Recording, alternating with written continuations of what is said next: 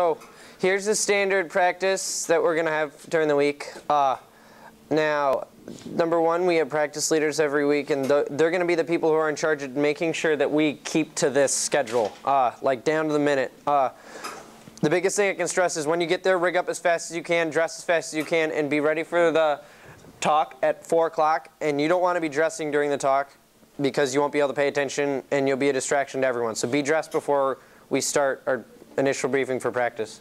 And then we're all going to go out, and tomorrow we'll launch boats, and it'll be a little harder because we're trying to find our sails and stuff. So I'm giving us a little extra time. But as soon as you get out, we're going to move into the circle the boat drill and follow the leader, and then tacking drill, suicides, tacking drill, and then de-rig, and then work out. And then we'll be debrief at 6:45, and then we can head out. If you come at 4, see how I slightly change it, but you know, it's the same deal. Get out there as fast as you can. So here's the drills. Now, I have a drill book that's going to be in that educational part that I showed you guys. So you can read up on these anytime you want, but you want to make sure that you know the drill specifically for the week, because when we hit the water, you're not going to have time to learn it out there. So I'll go over the ones that we're going to do this week first. So the first one is follow the leader. Basically, we use this drill to get everyone together and move the fleet together so we can move into other drills. This is kind of like a warm-up too. So when you play follow the leader, let's say we have a coach boat, okay?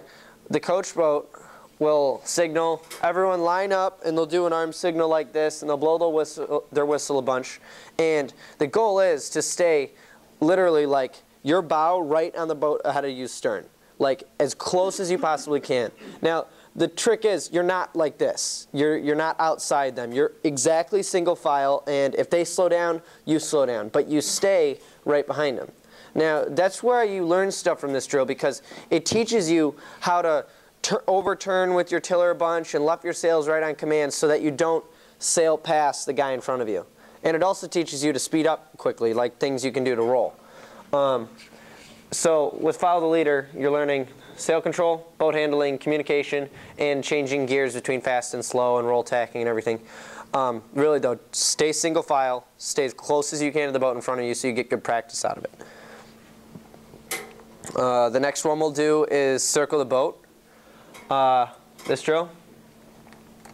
So this drill is when we have a coach boat or a sailboat and they start blowing their whistle a bunch of times, and they signal circle up, and they'll do an arm motion like this, and you'll see everyone going clockwise around the committee boat or whatever.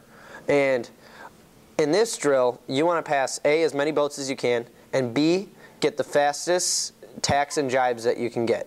So this is kind of a warm-up, because if you're doing it right, you're going to start sweating, and you're going to get your good rolls in. But don't hit boats. That's the biggest thing. And if you think you're out of control, take it a little bit wider and stop trying to pass boats. But if you're not breaking a sweat, take it tighter and go faster. Yeah, and if the coach blows the whistle twice, it means switch directions, which always gets a little hairy, but it's supposed to. That's how you get better. You get in sticky situations. So be aware of your surroundings when you're circling the boat. And the other really important thing is if it's ever windy, remember you need to ease your main to turn downwind. If you keep your main trimmed in all the way and you try to turn away from the wind, it acts like it fights you. So use your main sheet to help turn your boat.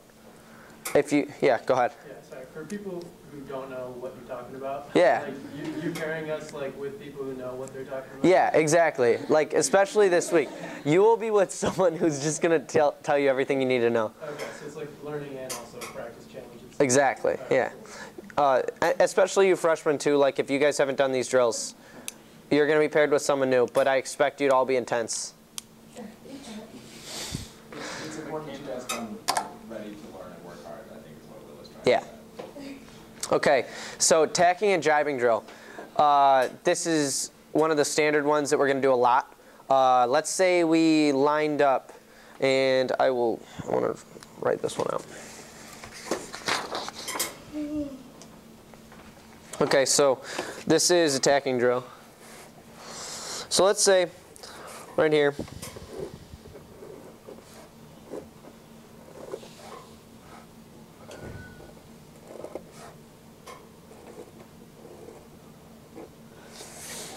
okay, here's the power boat. Wind's coming from here. And here's the sailboats that are playing follow the leader behind them. This line will obviously extend 10 boats if we're doing it right. So in a tacking drill, we start playing follow the leader so that when I blow 2 whistles, everyone at the exact same time starts perfectly even with each other and turns upwind and starts sailing upwind.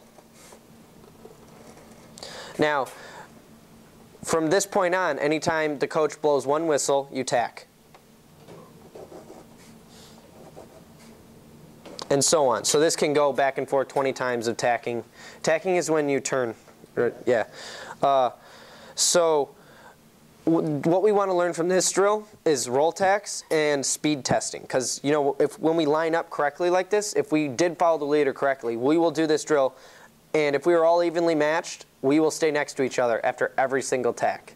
But if after 4 or 5 tacks, you're in the back of the fleet or you're in dirty air, you need to make a change, and you need to think, okay, why am I not going fast as everyone? And that's when you start to really pick apart what you're doing wrong and what you need to do better. Anything you see in the water, guys, copy the faster boats. If someone is definitely faster than you, you need to look around and say, oh, they're trimming their jib in a little more, or stuff like that. So tacking drill, if you're doing it right, we will end up doing this forever. Okay? So 1 whistle means tack. And 2 whistles means sail downwind or change directions. So if we're sailing upwind and the coach blows 2 whistles, it means turn downwind just like this. Immediately. Other thing you should notice when we're doing a tacking drill, everyone is on the exact same tack. Don't be stupid. Don't be on port tack when everyone's on starboard because you'll get hit. As in, everyone go the same direction like that.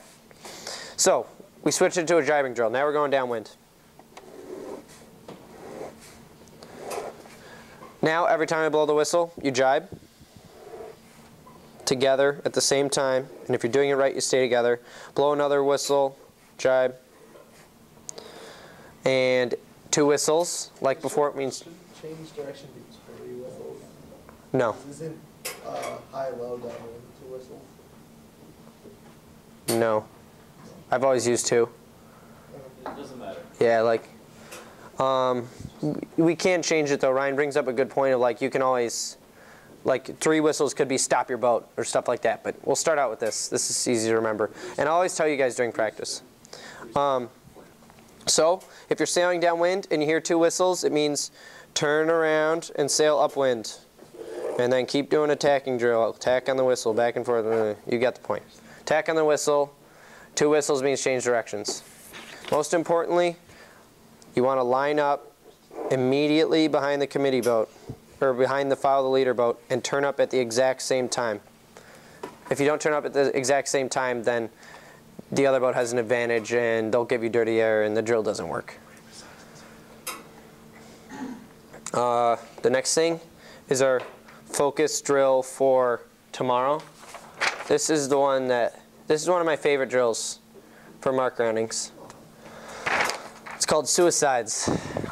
Much like if you're running suicides, run to the first line, run back, run to the next line, run back, there, back. Really tiring, but it's a good workout. So with suicides, we set 3 marks, and basically we round all of them downwind, and we round the top mark and the bottom mark when we're sailing upwind. I'll draw it out of what I mean. So tomorrow, our practice leader will set 3 marks. Wind's coming from the top of the chalkboard. Got a mark here, here, and here. So to start out, we're going to just start from the bottom mark, or yeah, we'll start at the top mark, so, or down here. So sail upwind, tack at least 3 times, okay? So 1, 2, 3. After that, sail to the middle mark, and jibe at least once. Jibe, and round the mark, all the way around, sail downwind, jibe, and then repeat. So, once again, start at the bottom, sail upwind, tack 3 times, round the top mark, jibe, round the middle mark, jibe, round the bottom mark, restart. With this drill, everyone needs to keep track of how many boats they pass, and we'll shout it out at the debrief and see who's doing the right things. So this teaches us fast roll tacks, fast roll jibes, and mark roundings. And that brings me to the next point that we need to talk about today. Do you guys think everyone understands the drill? Maybe a little, mostly? Okay, good. You will. Yeah. I just wanted to say that when we're rigging as quickly as possible at the beginning, every new person needs to know how to rig completely by themselves. So I think that you should probably have your more experienced person kind of only be there to guide, and everybody should be able to rig when they go to a regatta. So ask questions and just you're gonna be taking control, and it'll be rigged when you guys finish rigging or when we finish rigging. It's just it's not something that the new person's just gonna take, or the experienced person's just gonna take the sails and rig the boat and then as quickly as possible. Everybody needs to know how to rig, and that's something that has gotten worse and worse each year. So we need to put that back up to the group. And rigging quickly and not lollygagging. Yeah. Talk once you're rigged. That's why we're also paired up with people who know what they're doing with beginners for the first week, so we can teach each other. So the reason why this is a really important drill, and what you guys need to focus on when you're rounding these marks, is the difference between these two ways to do it. Okay? If, let's say we're rounding that bottom mark, you have 2 ways to round it. You have number 1, which is wide and tight. And then you have option 2, which is tight and wide. Now, let's say boat 1, like this line and this line, round the mark at the same time, and they round together. This one is already in a huge advantage because they're giving boat 2 dirty air. So from this, you need to realize that you always want to round a mark wide and tight. And also, when you take it really wide in the beginning, when you're coming around a mark, you also have to turn a lot less. And every time you push that rudder away, it's a giant break. So you should come into a mark with a boat length away in distance and then slowly turn. Okay, it's a gradual turn, not jam it over like that. And if you come in too close to a mark when you're trying to round it, then you'll always end up wide at the end of it because you can't turn on a dime. So always come into a mark with ample space. This first scaling. That's a 420.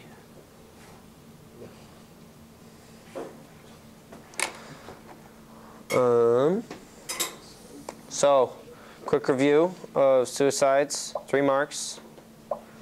Okay. Round as many times as you can. Round the middle mark only when you're sailing downwind. Tack 3 times and jibe once every downwind. And count as many boats as you can pass.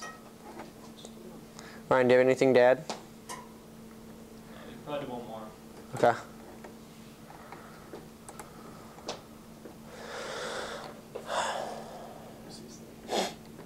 Well, is there one on there that takes less space than the other ones? Because we may be limited with sailing area. By the ice. 3 marks is a small drill. Yeah, I'm just saying if you're picking one to go now, you might want to. Oh, got you. Good call. You want to? Yeah. Okay. Well, that'd just be ice. That sounds good. Okay, so before, guys, we covered rules and quick recap. Starboard tack always wins. Lured boat always wins. So this is how you end up using the box drill. So sail around a box, marked off by marks. It's a free-for-all. where all boats use the rules to force each other out of the box. If a boat leaves the box or breaks the rule, then they are out. Last boat remaining wins. So practice using the rules and practice being aggressive and using rules to gain an advantage and force people out.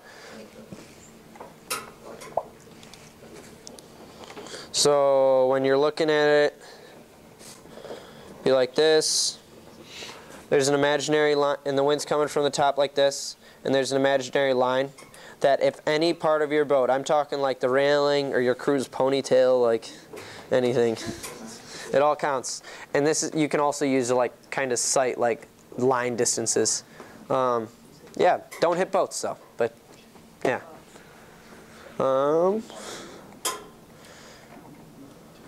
Yeah, rig really fast tomorrow, guys. Thursday we're gonna do team racing, and that's really it.